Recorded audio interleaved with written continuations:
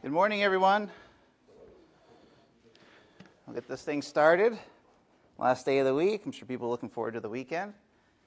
And just a reminder that for those of you who signed up for the October 4th site visit to the Justice Building, that's this afternoon at 1 o'clock. If you haven't sent me a waiver form and you haven't sent Dr. Lay a waiver form, then you need to send one of us a waiver form. Remember that you need safety glasses, CSA-approved hard-toe boots. Hard hats and vests will be provided at site. Okay, so you need your minimum PPE, you need to bring your own glasses, your own hard-toe boots, and they'll provide a hard hat and vest on site. Any questions about the site visit this afternoon? So we're not meeting here and going there. Dr. Lay had recommended that we meet on the Brunswick Street side where the construction trailer is, and so if you don't see a big group of people, you're in the wrong place. So where Brunswick Street intersects Regent there, we'll meet at the Brunswick Street side by the Bird construction trailers. Now to 3063. We're continuing our discussion today on tension members. We've already talked about gross section yielding. We looked at that last week. And we're currently in a bit of a ramble talking about the net section fracture resistance. So the first time we talked about tension members, we looked at the simple gross section yielding limit state, and then we said, well, for a simple bolt arrangement in a flat bar brace, we have to check the concentration of the stresses around the bolt holes where the area is smaller, and it's possible that the brace will fracture at the connection where we remove material to fit the bolts in. And so we talked about we introduced the idea of net area. Last day, I introduced the potential for having to consider an incline segment if bolts were staggered. And not only do you have to look at the incline section when you have staggered bolts, but you also have to identify different potential failure planes for net section fracture resistance. Today we're going to finally talk about what the E means in the ANE, and so far ANE has just been equal to AN. And basically, as long as you've got a flat bar brace and everything's connected, then you don't have to worry about the effective part. We just take ANE as being equal to AN. Today we're going to talk about situations where we don't have ANE equal to AN. And generally speaking, when we're talking about ANE, we're talking about elements that only have one of the cross-sectional components connected. And so oftentimes we've got different structural shapes, not just flat bars. And so today we're framing our discussion around the net effective area. And one of the things that you'll hear or read about often is this phenomenon called shear lag. And essentially shear lag is just a term. It doesn't really have to do with lag in time. It just is a lag in space. It takes time for stresses to transfer from the bolts into the connected element, and then it takes time or space for the stresses to transfer out into unconnected elements. And so we're going to talk about what that means essentially today. Okay, so what we've looked at so far is a simple flat bar brace or a flat bar plate, and we've got a net section we can calculate by subtracting the diameter and the number of bolt holes from the width of the plate, and then we can calculate the net section by multiplying the net width by the thickness. And that was common for a brace that might look like this. And we looked at this brace in the example on tension members last Friday, and then we looked at modifying this brace, or at least the connection slightly, in the example on Wednesday this week. Today we're going to start talking about situations where we have structural shapes that are connected by bolts into whatever the connection is, the gusset plate or the angles. So one of the things you'll notice about this particular connection is well, first of all, it's not a flat bar brace anymore. But the other thing here is we're only connecting this section by the flanges, and we don't actually have any bolts passing through the web. And so what that means is there's nothing to transmit any stresses into the web, and so the web is going to be less effective than it otherwise would be if we had some bolts in this area transferring the stresses to the web. What that means is that all the stresses have to make its way into the web from these bolts, and basically what that means is the stresses are going to start down here. They're going to slowly go out into the web at sort of about a 45 or 30 degree angle. And so it's going to take time for the stresses to transmit from the bolts to the critical section.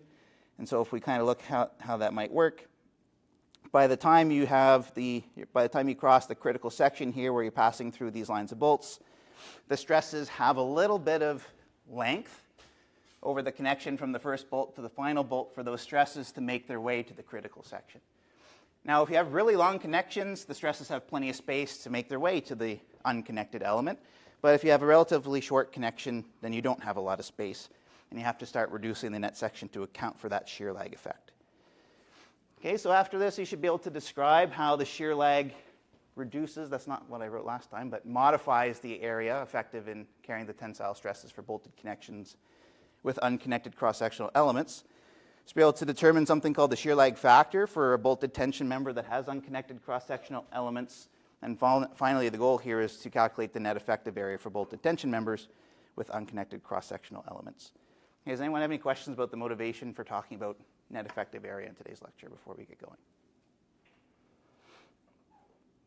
So, quick poll everywhere exercise. I don't expect you to know the answer, but based on what I've talked about so far, maybe we've got one situation where we have a WT, that's a tension member, and it's connected by the flange to whatever, a gusset plate down here. So the force is going through the bolts, transferring the stress into the WT, but the stem here, the web part of the WT, is not actually connected to the gusset plate. Another situation where we've got an angle connected to a gusset plate, only one of the two legs is actually connected, and then finally we've got a channel where only the web is connected and the two flanges are not connected. Now, it's a bit of a wishy-wash kind of situation, but I'm just curious, of the three potential sections connected the way they are, which one do you think would have the smallest percentage of the cross-sectional area actually effective at carrying the tensile stresses across the critical section?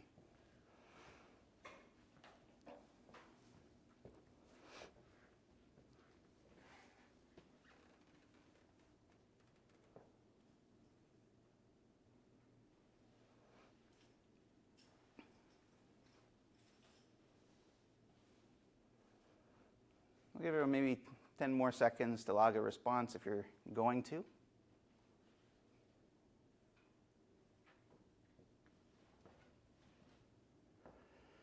So this is interesting because last year it looked similar, but most of the arrows were over here with some arrows here. This year most of the arrows are over here with some of the arrows here. We're going to see today that for the most part, whenever you have an angle that's connected by only one leg, basically you're really only connecting half of the area effectively here, right? So you've got one leg connected, one leg not connected, and so the stresses are really only going to be fully effective in this leg. And we can take advantage of shear lag to utilize some of this cross-sectional area, but in general, if we compare that to a WT, here the entire flange is connected, and that's a large percentage of the cross-section. And the stem's not connected, but it's not very much. And so shear lag will help us get a little bit of stress into that component of the cross-section. And over here on the channels, the channel, again, like the web is relatively a large component of the area for channels, and the flange is relatively small. And so most of the area of the web is connected, and then we're going to take advantage of some shear lag to get some of the stresses into the flanges. But for the most part, angles tend to be the most critical when it comes to considering shear lag effects. We're going to have a big reduction in the cross-sectional area that we can consider effective in tension whenever we have angles, and everything else is a little bit better. Channels are the next worst, and WTs and W sections tend to be the most effective after we consider the shear lag effects in calculating the net effective area. Okay, and now if you have questions about that, I'm going to answer them over the next 40 minutes or so. And so today we're going to be talking about a section in CSAS 16, section 12.3.3, and this section tells us how to calculate the net effective area accounting for the shear lag effects. Okay, so section 12 is all about essentially net areas for different kinds of connections, and if we've got bolts or welds, we'll talk about welds later on, we can calculate the net effective area using the recommendations of this section. Okay, so basically what we're looking at today is this component again. And basically what we're looking at now today is net effective area reduced for shear lag. I don't really like reduced for shear lag. That's kind of what we do. But I actually tend to prefer to think about it as increased for shear lag. And I'll talk about why I mean that in a minute. And for well-spaced fasteners, when all of the cross-sectional elements are connected, so for example, if your angle was connected by both legs, you wouldn't have to worry about shear lag because both legs are connected through bolts. But it's usually impractical to actually connect at an angle using two legs or a wide flange section using all three, the two flanges in the web. And so practically speaking, we rely on just a couple of those cross-sectional components and take advantage of the shear lag effects to help us get those stresses out to the rest of the section. Right, so 12.3.3 again comes back and it says when fasteners load to each cross-sectional element of a member in tension, then basically we can just take ANE is equal to AN. And basically what that means is all of the stresses fully develop across the cross-section, and that's something that's relatively easy for us to consider. But basically what's going on here is when we have bolts that transmit load to some but not all of the cross-sectional elements, and when the critical net area includes the unconnected elements, basically we have not the entire effective area. Like if we calculated AN, we would have the entire cross-sectional area of the angle minus the bolt hole, but because this leg is unconnected, we don't actually get to include a major component of that area as being effective in tension. With WTs, it's similar, but to a lesser extent, especially as we have more fasteners connecting this together. And for channels, again, we get to include the entire web and only a portion of the flanges because they're unconnected. Now, oftentimes we talk about shear lag as reducing the area, because if you look at the red spot, the red cross-sectional area highlighted there is less than the net area. But I tend to prefer to think of it as, well, we really only get the flange here of the WT. It's only connected. And the only reason we get any of the web at all is because we can account for the shear lag effect where the stresses will eventually make its way to part of the web. And same with the angles. Sure, you could say, well, we're reducing the area, the red area, based on the full net area, but only the leg is connected here, and so we're really only transferring stresses into this leg, and we get to increase the area a little bit to get a little bit of the other leg involved in that calculation. Okay, so I'm just making sure that these are the right slides before I get going too much further, because it doesn't look like they've updated from previously. But that's okay. I'll keep going at least until we have no, I'm going to change that. I don't know why it didn't update for me here. Oops. That's why it didn't update for me, because it says I'm not actually connected to anything. That's great. Give me a minute here, please, folks.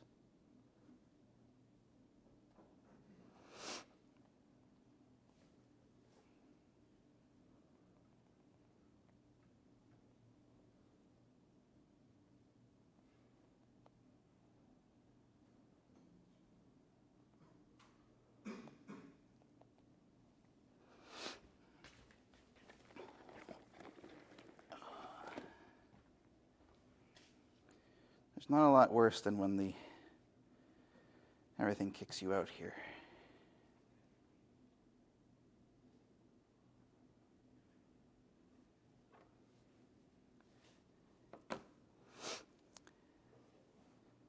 There we go. Let's see if that's going to work for me now.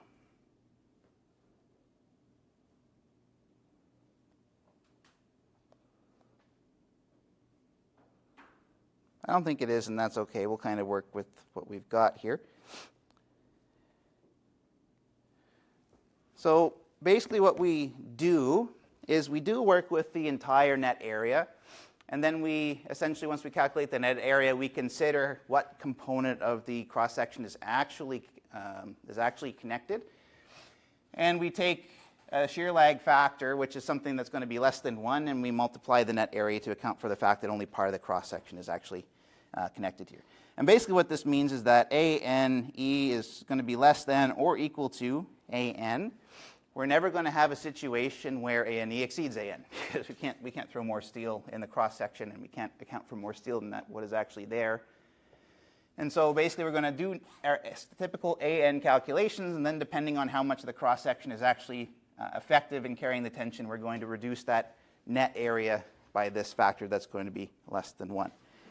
And there are a bunch of ways to consider what that factor might be. And one of the ways is to calculate it using this rule. And I did some research the other day, and I don't know where this rule actually comes from. A lot of people say that this is the rule. I've never actually found a citation to the original paper that talked about this.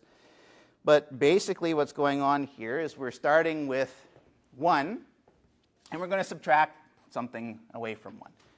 And basically what we're going to end up with here is x bar, and I'll show you what x bar is in a second, divided by the length of the connection. And for bolted connections, the length of the connection is the distance between the first bolt and the last bolt in the line of load, and we'll discuss what that means. And basically what this is that the shear lag factor is inversely proportional, or I guess in some ways proportional to the length of the connection. So for a similar x bar, right, let's just say, well, I'll show you what x bar is in a minute here, but as the length of the connection gets bigger, the shear lag factor approaches 1, right? So as L approaches infinity here, the shear lag factor approaches 1. And basically what that's saying is the more length you give the tension member to transfer the stresses from the bolts into the critical section, the more stress you're going to be able to transfer over that length. Okay, so as length approaches infinity, the shear lag factor approaches 1. And the other thing you can say is that as the length approaches 0, the shear lag factor essentially approaches negative infinity, right? And that doesn't really make any sense. And so this expression is limited to connections that have at least one bolt, or at least 2 bolts, sorry. So if you've got a connection and you've got a single bolt, the length of that connection is 0. It's the length of the connection is the length of the single bolt. But as soon as you put a second bolt in here, now you've got a certain length that you can consider. And so in that case, this expression tends to work when you have at least 2 fasteners in the connection. Now what's good for us is that S16 actually requires us to have a minimum of 2 bolts in any of our connections. If you cannot design an element to have a single bolt. You can if you're working in telecommunications, but there are different things, and this factor is not applicable for us when we have a single bolt because it doesn't give us any reasonable result. But as long as we have at least 2 bolts and we have an L value that's not 0, then this is a reasonable way to calculate the shear lag factor. So basically what we do is we start and say, okay, well, usually when we have unconnected sections, we're working with the hot rolled sections. And so in our case, I tend to lean on the second expression here where we get the area from the handbook. And so, for example, a W250 by 73 might have a cross-sectional area of 9290 millimeters squared, and that comes from the handbook. And then you start subtracting the areas for the bolt holes, and if you have any stagger between bolts, of course, you can also add in the S squared T over 4G term. Today we're going to be looking at a situation where the S squared T over 4G term is 0 because there won't be any stagger in the connections, but you can always add that term in to account for the stagger if you need to. And so if we look at potentially a WT section that's just connected by the flange, and that's very common. If you take some practical things away from this course, one of the things I would tell you is never, ever, ever, ever, ever only use the stem of the WT section to connect to the gusset plate. I've seen some of that sometimes. It looks really amateur, and people who you do that don't actually understand how the shear lag is affecting the effective cross-section. If you only throw bolts in here, you're putting the bolts in the smallest part of the cross-section, and you don't have the tools that actually help you get the stresses into the flange to consider that effect on the cross-section. Always, always, always flip the WT on its side and bolt it to the flange through the gusset plate. So that's the most common approach, is we bolt the flange to the gusset plate with a series of bolts. In this case, the length of this connection is the distance between this bolt and this bolt that's parallel to the applied force. And all X bar here is, X bar for these types of situations is the distance between the shear plane of the bolts. And so basically you've got a gusset plate that's down here, and the shear plane is at the face of the flange. And the X bar value is the distance between the face of the flange and the geometric centroid of the cross-section. Now what's nice is that, of course, you could use 1023 or 2033 or whatever the hell you did to calculate the location of the centroid of the cross-section, or you can just look at the handbook, and the handbook will always give you that information, right? And so that's why steel design's easy, because you don't have to do any of the cross-sectional area components. You just look at page 680 to 693, and it's going to give you a value of y here. And so if you're calculating the shear lag factor using that expression before, you take y, that's your X bar value. L is the length of the connection from first bolt to last bolt, and you can calculate the shear lag factor here. Again, the shear lag factor is 1 minus, in this case, y over L. Right? So that's one thing you could do for WTs if you wanted to. For angles, very similar. It's just a slightly different situation. Instead of having a flange down here, we just have one side connected. And in this case, we can still multiply by a shear lag factor, but the value of X bar depends on which leg is connected. If you have an equal leg angle, it really doesn't matter because both legs are the same length. But if you're in a situation where you've got the short leg connected instead of the long leg, then what you're using here is the y value from the handbook, because that's the distance from this plane up to the centroid. But if the long leg is connected, you're using this value of x. And so the X bar is going to be a distance from this side, if that's bolted, to the centroid. And that tends to be a little bit better in terms of calculating the shear lag factor, because X bar is slightly smaller than Y bar in this case. Okay, so again, you can calculate the shear lag factor based on which leg is connected and based on the length of the connection that's provided here to you. And finally, if you looked at channels, very similar. The web is connected here, and so the shear plane is right here. The force has to pass through the plates into the gusset plate below it. And so now x bar is just equal to x, and that x value is something you look up in the handbook. So if you go to page 662, well, that doesn't make sense. I think it's 632 to 633. You can find properties for the channels and x bar is x, and you'll see that in the tables. Relatively easy to do that calculation.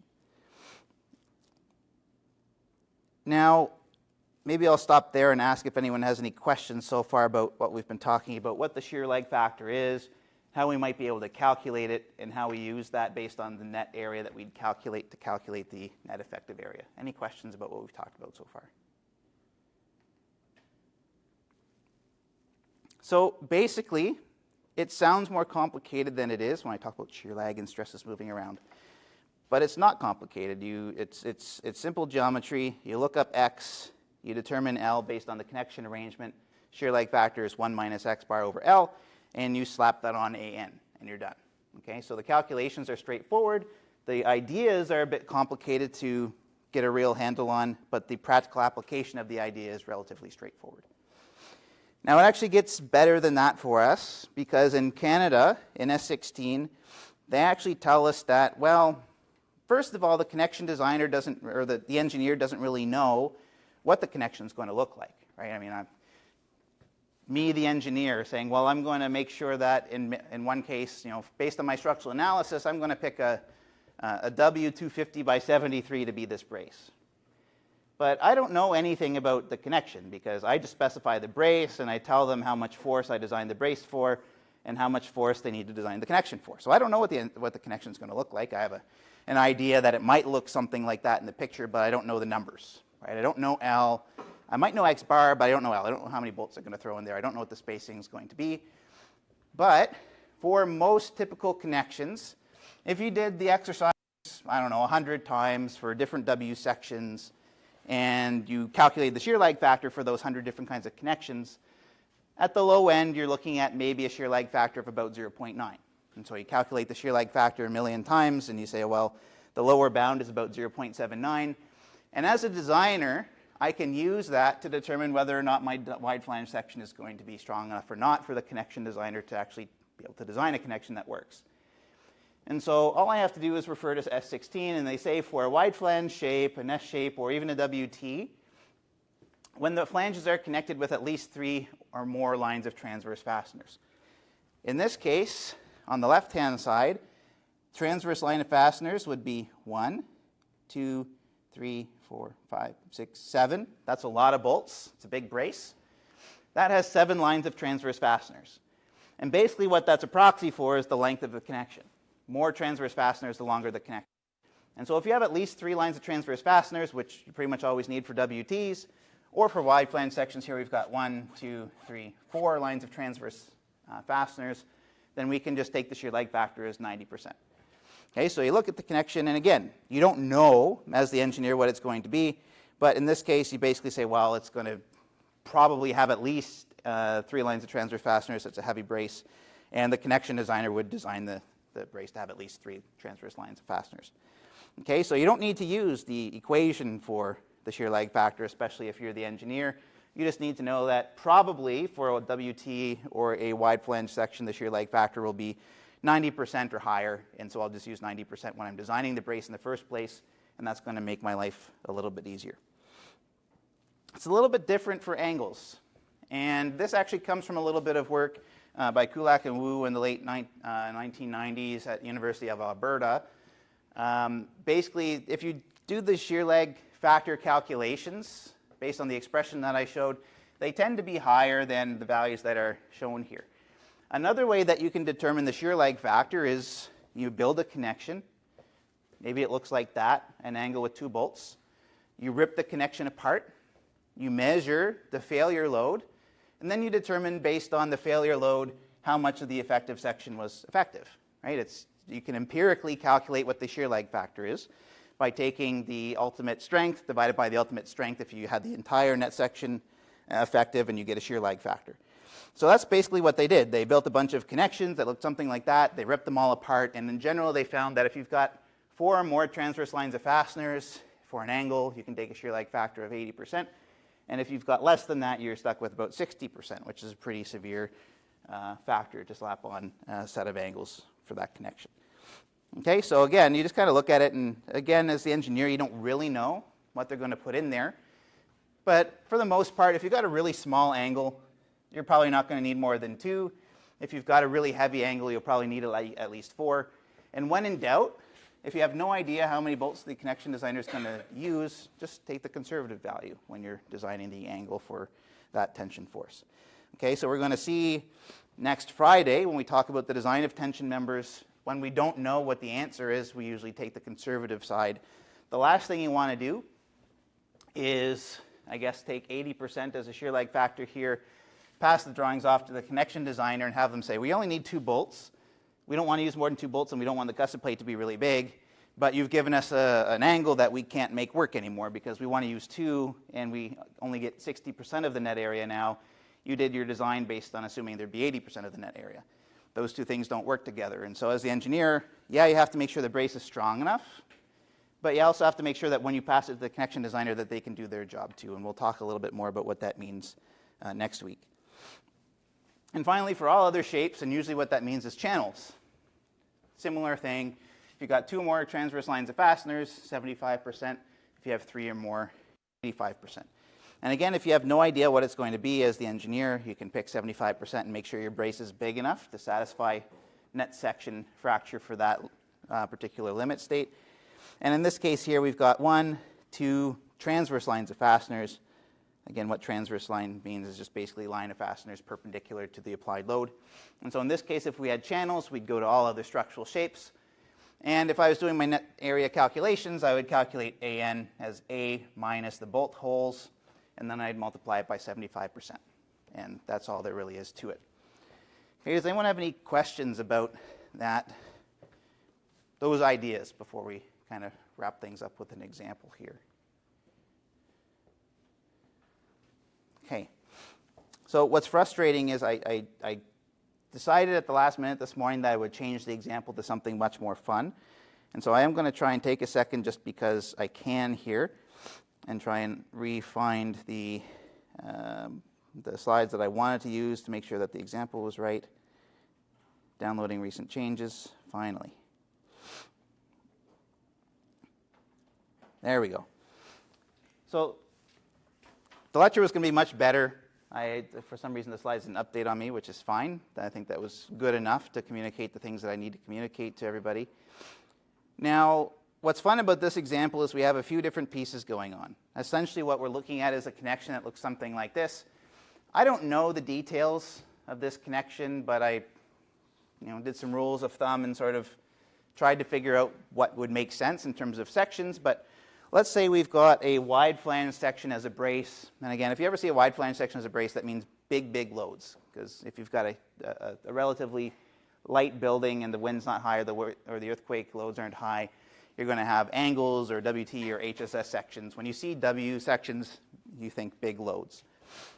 And not only is the wide flange section here carrying the tension from the structural analysis into the gusset plate, but we also have some angles here that are taking the tension from the wide flange section, and they're taking that tension force, they're sharing it about 4 different angles here, and that's what's taking the tension into the gusset plate. So really we've got 2 tension members. We've got the W section and we've got the set of the 4 angles, and those both have to be strong enough to take the tension force into the connection. Now in this case we've got the wide flange section, and if we look at the critical section, we've got 2 bolts here. There's 1 and 1 on the other side of the flange, 1 and 1 on the other side of the flange. So in total we've got 4 bolt holes, area of 4 bolt holes missing from the critical section. And if we look at the angles as well, we've got 1, 2, 3, 4 through the net section through those 4 angles. There's 1 bolt hole at the critical section for each of those 4 angles.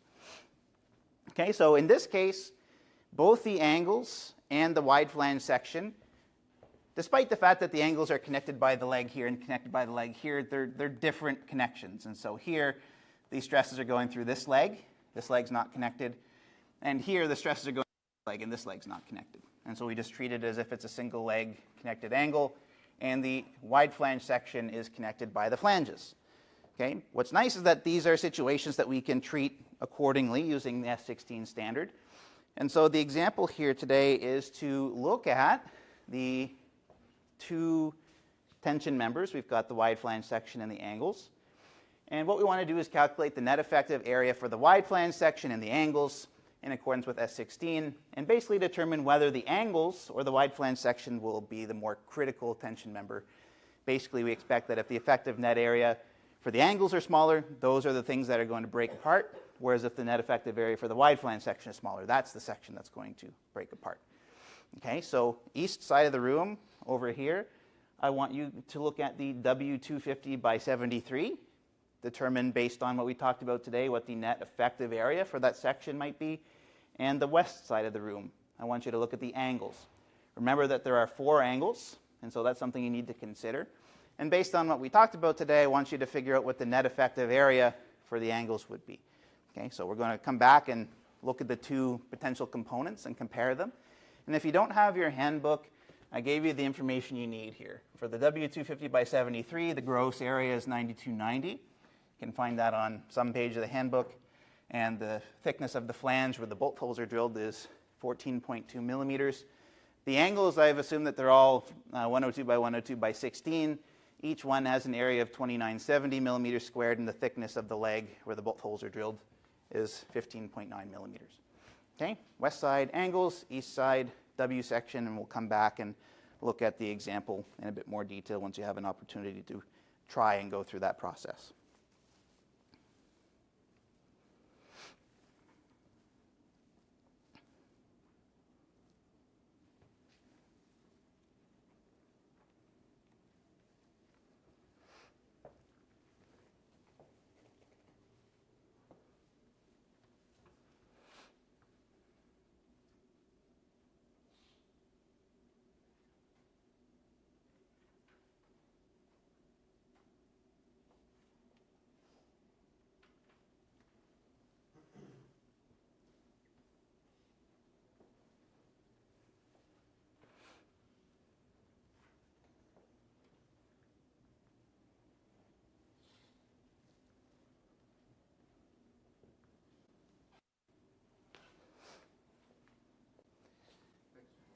So I think that's a reasonable amount of time. Either you picked up what I put down and got right to it and found an answer that's reasonable, or better, you found out a bunch of questions that you're wondering about that you didn't have the space or time to think about while I was just yammering at you.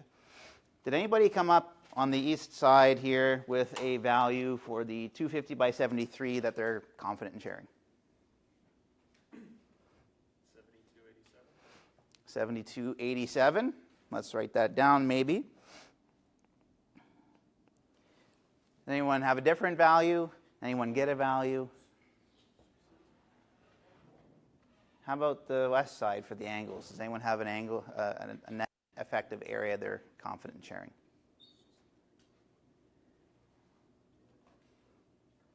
Maybe a net effective area, maybe not confident in sharing. That's okay. 8,435. All right, well, let's see if those are correct, and let's go through this example. Okay, so first we're going to look at the wide flange section. And for both of these situations, basically, we should be starting with calculating that area based on the gross area, which you can get from the handbook or the blackboard here in this case today, and you subtract the number of bolt holes. And so the first step is calculate net area. Okay, so for the W250 by 73, the area is 9,290 millimeters squared. And the thickness of the flange here is important because that's the thickness of steel that the holes are drilled through, and that's 14.2 millimeters. It's hard to tell from this view, but if we're looking at the 3D view, the critical section, if we cut through the wide flange section, we have to cut through the last line of bolts to completely separate the tension member from the bolted connection. And so we're passing through 1, 2, 3, 4 bolts at that critical net section. And so we can calculate the net area as 9,290 millimeters squared minus the 4 bolt holes times the bolt hole diameter, which is given here as 21 millimeters, times the thickness of the flange, which is 14.2 millimeters. And if you do that, you should get a net area of 7,644. 14.2. I hadn't changed that value. Scratch that. 8,097 millimeters squared. Okay, so that's stuff that we've already talked about leading up to today. And the next step here is to calculate net effective area. And when I say to do it in accordance with CSA S16, that means use the stuff in CSA S16. You won't find that shear lag expression 1 minus x bar over L in the standard anywhere. You might see it in the commentary and they say, based on this expression, we give these values. And so in our case, we have a wide flange section. It's connected with 3 or more transverse lines of fasteners. And so we can just take ANE as being equal to 90% of AN. So here ANE is 0.9 times the 8,097 millimeters squared. And that's going to give us 7,287, I'll say, millimeters squared. Perfect, great. Does anyone have any questions about that calculation? What numbers went in, why, where the 0.9 came from, why we use that instead of something else?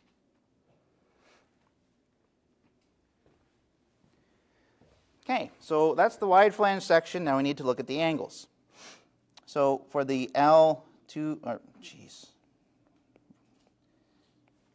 be slipping into old age faster than I want to here. 102 by 102 by 16.